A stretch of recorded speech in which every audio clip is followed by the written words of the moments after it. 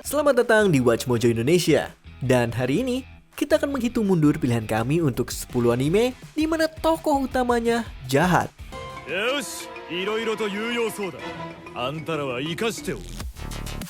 Nomor 10, The Saga of Tanya the Evil. Ya, dari namanya saja sudah jelas bukan? Ketika seorang pengusaha Jepang yang kejam bereinkarnasi ke dalam dunia magis versi Perang Dunia I, dia bertekad untuk maju dengan cara apapun yang diperlukan, bahkan jika dia sekarang menjadi seorang gadis kecil.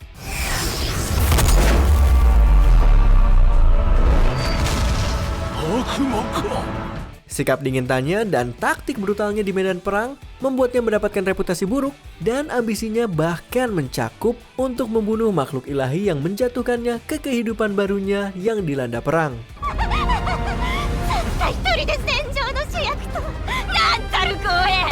Serial ini penuh dengan adegan pertempuran udara yang luar biasa dan brutal. Selain itu, meskipun jahat, kepribadiannya yang karismatik juga menghasilkan banyak momen komedi yang efektif. Nomor 9, Talentless Nana.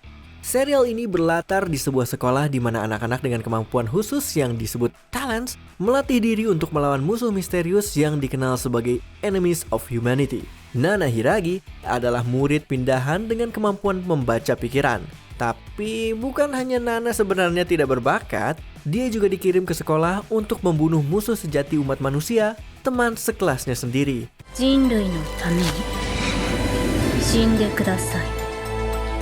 Ini merupakan anime thriller psikologis dengan sentuhan supranatural, di mana Nana harus menghabisi rekan-rekannya sambil menghindari kecurigaan dan bergulat dengan moralitas atau ketidakadaannya dalam misinya.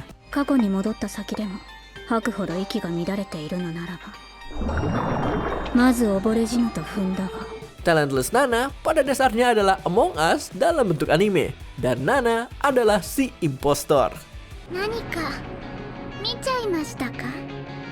Nomor 8, Bastard Heavy Metal Dark Fantasy.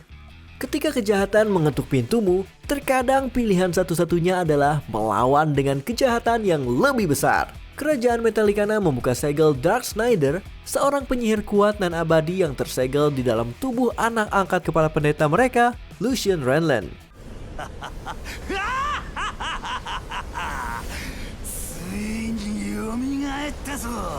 Masalahnya adalah, Dark Snyder ini bukan hanya seorang bajingan egois dan mata keranjang, tetapi dia juga mantan pemimpin para penjahat yang kini mengancam dunia dengan rencana mereka. Untungnya, kepribadian Lucian terkadang mempengaruhi Dark Snyder menjadi lebih baik.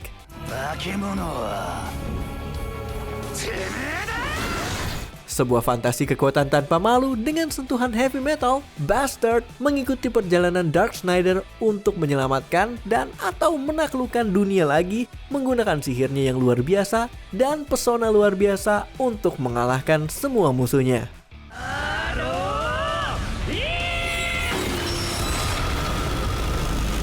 Nomor 7, Black Lagoon.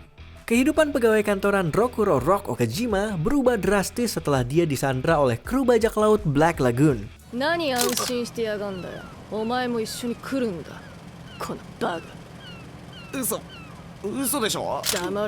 Rock bergabung dengan para bajak laut tersebut, dan meskipun jelas dia salah satu anggota yang lebih sedikit dalam bertindak jahat, pada awalnya dia dan seluruh gengnya bukanlah pahlawan. Hanya mementingkan diri sendiri di dunia keras yang penuh dengan penjahat, bajak laut, dan geng, perusahaan Lagoon tidak peduli siapa yang terluka dalam pencarian mereka akan keuntungan.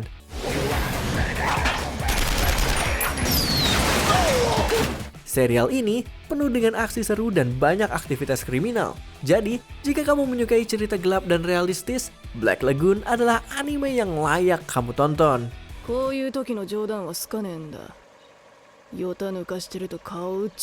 Nomor 6, Overlord. Ketika kebanyakan protagonis isekai masuk ke dunia lain, mereka adalah pahlawan yang bertujuan menyelamatkan dunia. Ainz All Gone adalah pengecualian. Setelah tiba-tiba mendapati dirinya dalam tubuh avatar video game yang berbentuk undead memimpin pasukan setia yang jauh lebih kompeten, serta kehilangan moralitas manusianya, Ainz memulai perjalanan untuk menaklukkan dunia barunya. Ya, kebanyakan secara tidak sengaja. 劇場が眠っていた力を呼び起こし、この私を打ち破ることのきっかけとなるだろう。 Overlord menghadirkan dunia fantasi yang sangat menarik untuk dijelajahi dengan protagonis yang jahat namun menghibur. Ceritanya tidak hanya tentang pengaruh Ainz terhadap dunia barunya, tetapi juga bagaimana dunia tersebut mempengaruhinya, lengkap dengan intrik politik yang rumit, seperti yang diharapkan dari Ainz. なぜなら死だけは全てのものに与えられる平等、つまりこの私である。 Nomor 5, Fate Zero. Seberapa jauh usaha kamu demi mengabulkan keinginan terbesar kamu? Kalau kamu mau sesuatu yang berat seperti perang cawan suci keempat berjalan sesuai dengan keinginanmu, maka kamu harus bermain licik. 終わらぬ連想を終わらせる。それを果たしうるのが聖杯だ。 Meskipun kita bisa memahami motivasi di balik cara Kiritsugu bermain, kita bisa melihat mengapa Saber sangat marah kepadanya. エミヤキリツグ、今ようやく貴様を下道と理解した。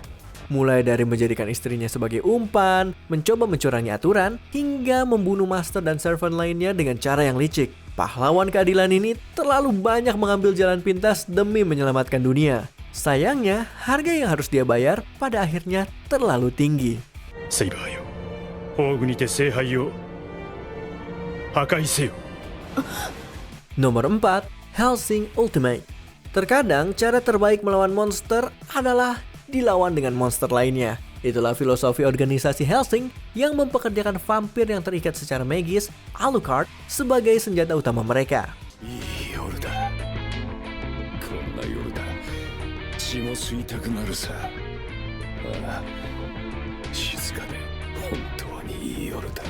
Sebagai vampir kuno, Alucard telah melakukan banyak kejahatan di masa lalu dan terus melakukannya sepanjang seri ini. Meskipun seiring waktu, dia menjadi lebih seperti anti-hero.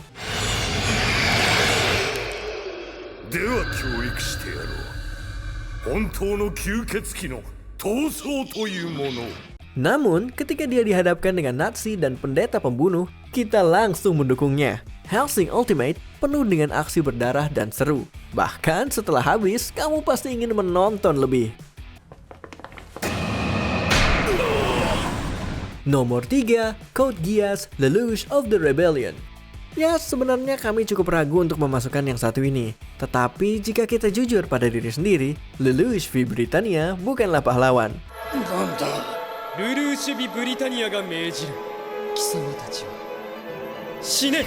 Pangeran yang terbuang ini tidak hanya menggunakan strategi licik dan kekuatan Geass-nya untuk memerintah orang lain dalam kampanyenya melawan Britania, tetapi juga memperlakukan semua orang di sekitarnya seperti bidak catur. Bahkan, dia rela mengorbankan sebagian besar dari mereka. 綺麗事で世界は変えられないから。 Tujuan Lelouch mungkin menciptakan dunia yang lebih baik untuk adiknya, tetapi cara yang dia gunakan tidak selalu dapat dibenarkan. Setuju atau tidak, Code Geass menyuguhkan kombinasi adiktif antara aksi mecha, strategi rumit, dan pengembangan karakter yang luar biasa.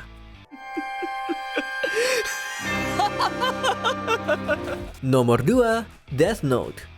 Ketika seorang remaja bernama Light Yagami mendapatkan buku catatan yang memungkinkan dia membunuh siapa saja selama dia tahu nama dan wajah mereka, dia pada dasarnya ditakdirkan untuk menjadi penjahat. そして僕は新世界の神となる。 Light mungkin mengklaim ingin menciptakan dunia tanpa kejahatan, dengan hanya orang benar yang hidup di dalamnya. Tetapi perilakunya yang kecil hati dan pendendam cukup jelas terlihat. Ini mungkin kejatuhan terbesarnya dalam pertarungan kecerdasan melawan L, sang detektif jenius. エル、キラ、必ずお前を探し出して始末する。僕が、私が正義だ。 Death Note tetap menjadi thriller yang tidak lekang oleh waktu dan menarik. Dan ya, Light adalah pembunuh massal dan jelas jahat. Tetapi kita tidak bisa menyangkal bahwa kita senang melihatnya mengakali musuh-musuhnya.